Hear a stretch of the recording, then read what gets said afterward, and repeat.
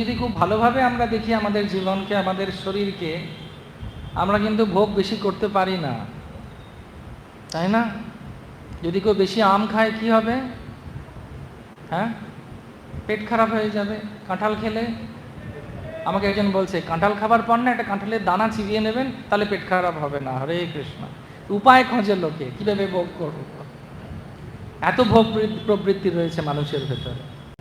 একজন ভদ্রলোক বয়স হয়ে গেছে, খুব খায় আর শরীর খারাপ হয়, খুব খেতে ভালোবাসে।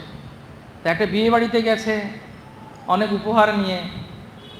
উপহার যখন দিয়েছে সেই অনুপাতে খাওয়াটাও দরকার, এইভাবে হিসেব করে লোকে। যদি 200 টাকার উপহার দিয়েছি, 300 টাকার খেয়ে ফিরবো। হরে কৃষ্ণ। জড়জগৎ এইভাবে চলে। তো খেতে খেতে খেতে খেতে এত অসুস্থ হয়ে গেছেন উনি, তখন অ্যাম্বুলেন্স ডাকতে হয়েছে ওনাকে নিয়ে আসার জন্য। তো অ্যাম্বুলেন্স থেকে স্ট্রেচার করে ওনাকে নিয়ে যাচ্ছে। তখন ওনার নাতি বলছে, দাদু এত খেয়েছো,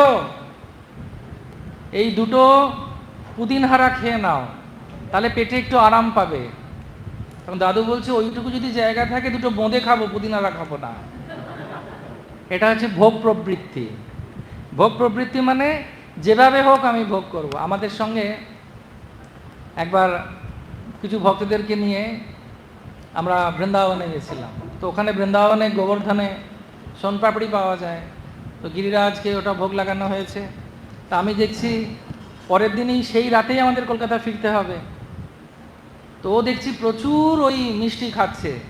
ভাবলাম এত খাচ্ছ, ট্রেনে যদি কিছু অসুবিধা হয়ে যায়, বলে এই সব কিছু খেয়ে পেটের ওষুধ খেয়ে তারপরে ট্রেনে উঠবো, কিন্তু খাবো। তো এটা হচ্ছে ভোগ প্রবৃত্তি। ভোগ প্রবৃত্তি মানে যাই হোক না কেন আমি চেষ্টা করব এটাকে এনজয় করার। কিন্তু জড়জগৎকে সত্যি এনজয় করা যায়?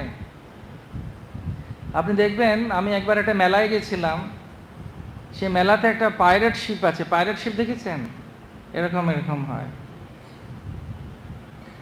তো যারা ওই জাহাজটাতে বসেছে তারা খুব চিৎকার করছে, আ ও ই ও করছে। যারা টিকিট কেটে দাঁড়িয়ে আছে নিচু উঠে, তারা ভাবছে কি না আনন্দ হচ্ছে, কতই না ভালো লাগছে, আমি না চড়লে জীবন বৃথা। তারপরে টিকিট কেটে কখন উঠবো। তারপর যে একবার চড়েছে তাতে সে দ্বিতীয়বার আর চড়বে না। কেন? এমন মাথা ঘোরে ওটাতে যে অন্নপ্রাশন করানো হয়েছিল ভাত, সেটা মনে পড়ে যায়। এবং আর বলছি না, তার কারণ আপনার ভদ্র সমাজ আর কি কি যে ওখানে পড়েছিল, পড়ে থাকে, সে যারা জানে তারা হাসছে। হরে কৃষ্ণ। সবার সাক্ষাৎকার রয়েছে। তো যারা নিচে দাঁড়িয়ে আছে, ওরা ভাবছে কিনা ভোগ করছে, কিনা ভোগ করছে। এইটা যদি আমি না যাই, তো ভাবছে যে আমি যদি না যাই কি হবে। আমার যদি এই প্রবৃত্তি থাকে তাহলে তো আমি ভালোভাবে ভোগ করব। কিন্তু খুব ভালোভাবে যদি কেউ লক্ষ্য করেন, দেখবেন আমরা ভোগ করার জন্যে আসিনি, আমরা এসেছি ভোগ দেবার জন্যে। ভগবান সেবনমুখী হি জীবাদ। যখন কেউ সেবা দান করে ভগবানকে, যেমন ভগবানের শৃঙ্গার করা হয়েছে, ভগবানকে প্রভুপাদ প্রতিষ্ঠা করেছেন, এই উৎসব করা হয়েছে, এর মাধ্যমে কি হয়, যখন আমরা আমাদের যতগুলো উপাধি আছে সেই উপাধিগুলো থেকে বেরিয়ে ভগবানকে দর্শন করার জন্য, ভগবানের সেবা করার জন্য উপস্থিত হই, তখন আমরা প্রকৃত আনন্দ লাভ করতে পারি। সেজন্য বলা হচ্ছে সর্ব উপাধি বিনির্মুক্তম তৎপরতের নির্মলম ঋষিকেনা ঋষিকেশা সেবনম ভক্তির উচ্ছেদ।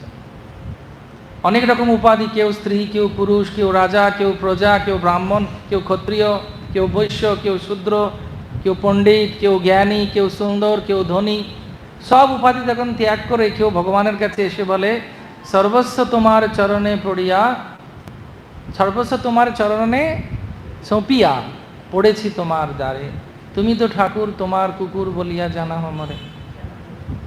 যখন আমরা সেইভাবে ভগবানকে ভালোবাসি, তখন ভগবান আমাদের সঙ্গে ওতপ্রোতভাবে ভালোবাসে।